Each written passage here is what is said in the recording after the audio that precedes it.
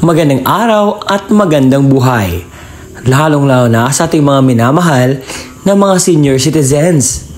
Sa araw po na ito mga lolo at lola, ibabahagi ko sa inyo ang mangyayaring magandang balita sa July 19, 2025. Dahil sa July 19, 2025 ay meron po magaganap na payout sa ating mga senior citizens. Sa mga nagtatanong kung ito ba ay para sa lahat, hindi po. Dahil ang payout na ito ay para lamang po sa mga senior citizens na pensioners sa Social Pension for Indigent Pensioners. At sa araw po na ito, ibabahagi ko ang mga lugar kung saan may magaganap na payout sa social pension. Anong oras po ba magaganapan yung payout at saan po ang inyong payout venue? Kasali na rin ang mga requirements na dapat ninyong malaman patungkol po sa inyong payout na magaganap sa July 19, 2025. Attention sa lahat ng mga senior citizens. Social Pension, July 19, 2025 payout schedule. Alamin natin ang buong detalye sa balitang ito. Inaanyayahan kita na tapusin mo ang video na ito hanggang sa dulo nang sa gayon makuha mo ang punto ng video kong ito. At kung ikaw ay bago pa lang sa aking YouTube channel at gusto mo ang ganitong content na pinag-uusapan, ano man yung mga updates para sa ating mga senior citizens, ano man yung mga payout schedule para sa ating mga senior citizens, at iba pang mga bagay-bagay na patungkol sa kanila, ay isubscribe mo na ang aking YouTube channel. At kung nais mo na maging updated ka sa mga videos na i-upload ko pa dito sa aking YouTube channel, and by the way, araw-araw po akong nagbibigay or nag-upload ng contents dito sa aking YouTube, and you can expect na lahat po ng mga impormasyon na aking ibinibigay ay legit po. At kung gusto mo ang ganyan, i-bell notification mo na para maging updated ka sa mga videos na i-upload ko pa. And ngayon, hindi na natin papatagalin na pag-uusapan ang mangyayaring social pension payout bukas, at eto na. Kahapon, nag-upload ako at siya ay nagtatanong, Sir, meron na ba ang Tondo, Manila na payout? Meron na po sa Barangay 194 Tondo, Manila. Meron po magaganap na payout sa social pension at ito po ang patunay. Sa alas 9 po ng umaga at pupunta po kayo sa Vizcaya Covered Court dahil doon po ang payout venue na dapat po kayong maging updated sa mangyayaring payout bukas. Ang pangalawa nating lugar na pag-uusapan na may magaganap na social pension payout ay nananatiling sa Manila pa rin sa Barangay 276 Zone 25 sa Manila. Ito po ang kumpletong detalye. Magaganap po ang inyong payout bukas alas 9 ng umaga sa Barangay Hall 276. Sa araw ng Sabado, July 19, 2025, ang oras po ng inyong payout, alas 8 ng umaga sa Barangay 182 Covered Court, Diong. Sa Manila Zone 44, sa sulong Barangay 429, meron po magaganap po na payout at ito po ang kumpletong detalye. Sa alas 9 ng umaga hanggang alas 5 ng hapon po, magaganap po ang inyo pong payout. At sabi dito, please, kumpletuhin po ang requirements na nakasaad sa litrato or mamaya ibibigay ko lahat ng mga detalye sa inyong requirements na dadalhin. Ang kasunod dyan ay ang Barangay 164 Zone 14 District 2. Meron po magaganap po na social pension payout sa July 19 at ito po yung detalye. Sa alas 8 po ng umaga at pupunta po kayo sa Barangay 164 Hall. Sa Lunzuran Barangay Council, meron po magaganap na payout sa July 19, 2025 at ito po yung post nila. So, sabi dito, hindi ko masyadong maintindihan kasi ano yung language nila. Pero sabi dito, mga lolo at lola, sa July 19, Sabado, magaganap po ang inyong payout sa Lunzuran Covered Court. Medyo kiniklear ko lang no kasi iba yung lingwahe nila. Sa Barangay Chapel sa July 19, 2025, meron po magaganap na payout sa inyong lugar sa alas 9 po ng umaga. Sa barangay 315 to 32, payout po sa July 19, 2025 mula alas 10 ng umaga hanggang alas 4 ng hapon at pupunta po kayo sa barangay covered court ng Sulu. Sa MSWDO ng Kajidiokan sa July 19, 2025 sa barangay No Show at Public Plaza sa oras na alas 9 hanggang alas 11 ng umaga sa Kajidiokan Public Plaza po maganap po ang payout. Sa barangay Sandab sa Butig, Lanao del Sur sa July 19 po 2025 ay merong magaganap na payout. Patunay dito ang post ng galing po sa kanang barangay at magaganap po ito sa Sultan Pansar Gymnasium, Barangay Bayabaw, Butig. Ang payout po sa July 19, 2025. Sa Tituan Senior Citizen Association FSCAP, meron po magaganap na payout sa July 19, 2025. Sa Barangay Hall po, magaganap po ang inyo pong payout. All regular, old social pensioners, recipients only. Sa lahat po ng Divisoria Senior Citizen Social Pensioner, meron po magaganap na payout sa July 19, 2025 sa Divisoria Covered Court, Barangay Hall, Divisoria, Zamboanga City mula alas 8 ng umaga hanggang alas 2 ng hapon. At yun lamang ang ating nakuha ng mga lugar na magpe-payout bukas, July 19, 2025. Nasanay sapat na po ang mga impormasyon na aking naibigay dito sa aking vlog ngayong araw. May nagsasabi sa akin na hindi daw ako legit. Mga scam na po yung pinopost ko dito sa social pension. For your information po, ang lahat po ng mga kinuha ko dito ay meron po yung pruweba, meron po yung resibo, at hindi po yan gawa-gawa.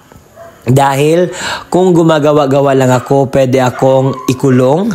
And kaya naman kinuha ko po sa legit source sa barangay mismo nila. Nag-update sila sa Blue App or sa Facebook.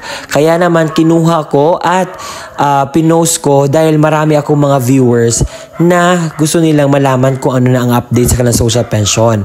And kung hindi nyo pa po alam kung ano po yung update sa inyong social pension sa inyong lugar, eto lang po yung ma-advise ko.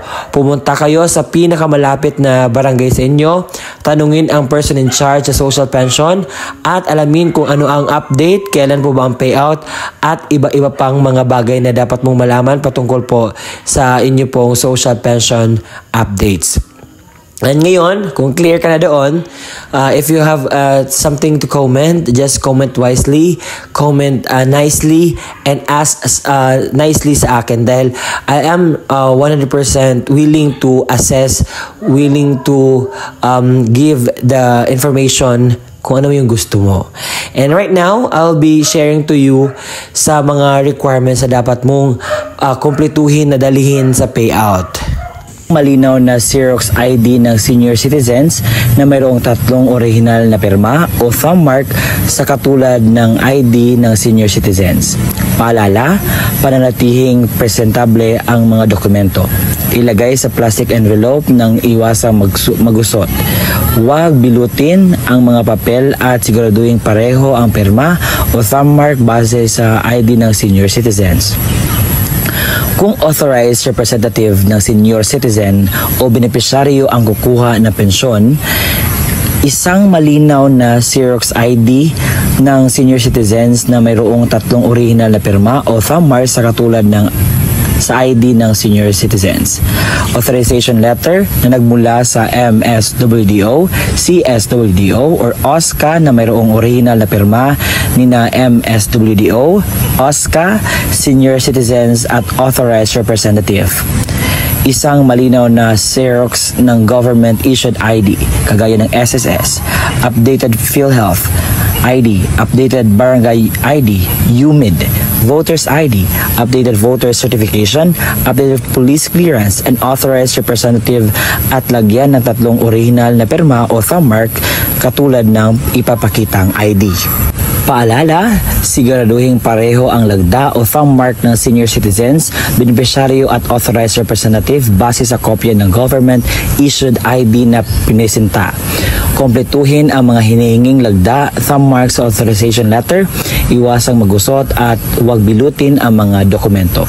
Kung namatay na ang benepisyaryo, isang malinaw na Xerox ID ng pensioners, warranty letter na nagmula sa MSWDO, CSWDO o OSCA na may pirma ni MSWDO, Xerox ng death certificate ng benepisyaryo na may mayroong serial number, isang malinaw na Xerox ng government issued ID kagaya ng SSS, updated PhilHealth ID, updated barangay ID, UMID Voters ID, updated voter certification, updated police clearance ng authorized representative at lagyan ng 3 original na pirma o thumb mark katulad ng ipapakitang ID.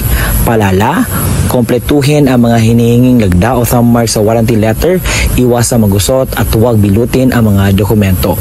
Kung wala ang death certificate, kailangan na certification mula sa MSWDO, CSWDO na nakasaad ng pagpapatunay na ang benepisyaryo ay patay na at kasalukuyang inasikaso ang death certificate. Ito yung mga pwedeng sundin na estratehiya. Ang pagbibigay ng pensyon sa mga benepisyaryo ay per barangay o clustering per barangay upang maiwasan ang pagkakaroon ng maraming pagsasama-samang mga tao. Gawing sunod-sunod ang pila hanay ng mga benepisyaryo base sa numero or payroll number na ibinigay upang maiwasan ang pagkakaroon ng pakiusapan, sangat at lalo higit ay mas mapadali ang daloy ng pagbibigay ng pensyon sa mga benepisyaryo. Pagdalahin ang mga benepisyaryo ng kanyang itim ballpen upang maiwasan ang paghihiram. Magtalaga ng isang staff na maaaring tumulong sa paymaster upang mapadali ang pagbibigay ng pensyon sa mga benepisyaryo. Lagyan ng numero ang Xerox copy ng ID upang mas mapadali ang paghahanap sa payroll. Mga paalala: maglaan ng malawak na space para sa pagdadausan ng payout at ng upuan para sa mga benepisyaryo ng programa. Maglagay ng madaming kopya ng certification of same person sa bawat lamesa na upuan ng mga paymaster at siguraduhin may lagda ito ng MSWDO at CSWDO. I-check ang mga lagda o perma sa mga dokumento kung original o kumpleto. Dagdag paalala, dahil naghanap na po ang monkeypox dito sa ating lugar, sa ating bansa, ito po yung dapat nating gawin at bilang advice ko na rin sa inyo. Una, kinakailangan po magsuot tayo ng face mask. At pangalawa, kinakailangan pong mag-social distancing. Pangatlo, kinakailangan po magdala tayo ng sariling alcohol natin na sa gayon ay manatiling safety po.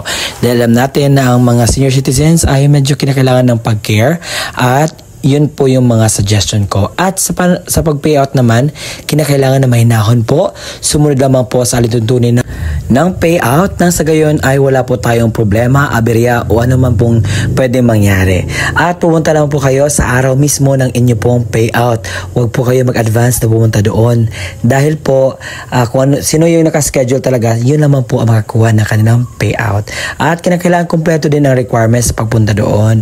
At kung kinakailangan ninyo ng tawag dito kasama or assistant, so pwede niyo po magdala. At yun po ang vlog natin for today, na sana'y nakuha na niyo po ng aral. Maraming salamat sa panonood. Bye bye and see you again next time. Muli, ako po si Ruel Mendoza Tanyo.